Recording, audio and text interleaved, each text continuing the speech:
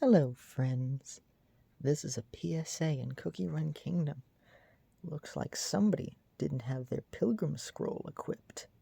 Now, even if it's not at a maxed out level, you always have to have your Pilgrim Scroll in the treasures.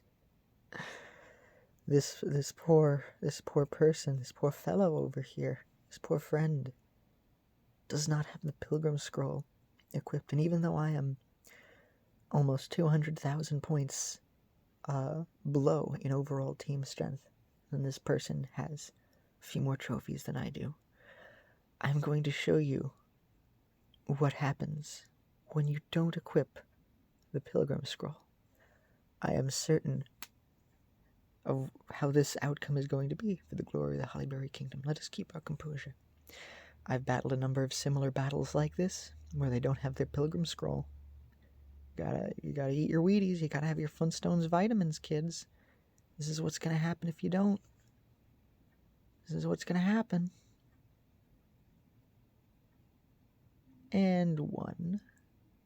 It does not matter your strategy or your strength. That matters a little bit. You can't just have nothing equipped. But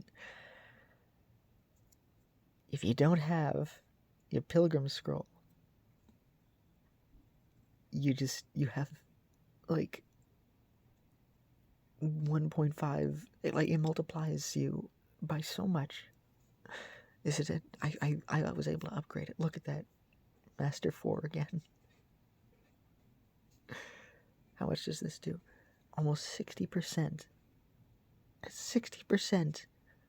So really, when we were battling, it was the 1,100,000 basically multiplied by 60%, which is much higher than the other person who had the 200,000 more points.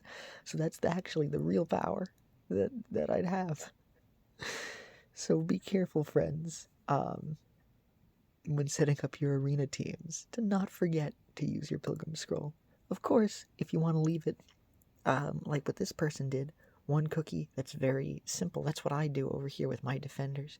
I just have Cocoa. I even took out Sonic, so this way I made it weaker. I just have Tails, Cocoa, and Mint. Because if they battle and defeat me, and then I battle and defeat them, and we both have weak defenders, we both get more points by doing teamwork than if we actually had really strong defenders. So it actually ends up helping out more people by keeping your defenders weak. And it's a nice teamwork sort of thing. I'm glad that Dev Sisters has this basically in the game, that you get more points if you both mutually decide to win. I think it's just a nice angle instead of just being angry and fighting. And this is something that, the mechanics help pay off this way. It's not like that really unbalanced Pocket Morty's game where you only win if you destroy the opponent.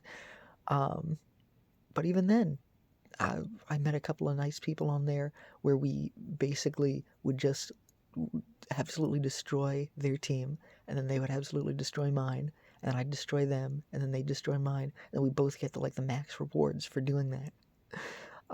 Because in that one, you don't get even a consolation prize unless you defeat at least one of the Mortys, and it was not fun, because there's a thing, however they make it, however that thing was set up, where due to the way that the EVs and IVs scaled, if you level up too fast, you will never get the maxed out Mortys, because you have to start it from level 1 and train it all the way up using certain things.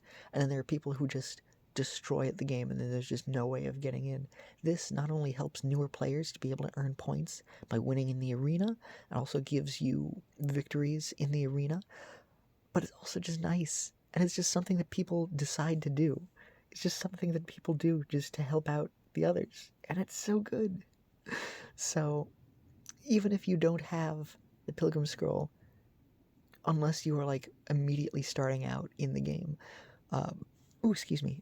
it is very nice to just have your defenders a lot weaker and then focus on your attack strategy. But if you're focusing on your attack strategy, just remember, never forget your Pilgrim Scroll, because you will not go anywhere in this game without it. Take care, friends.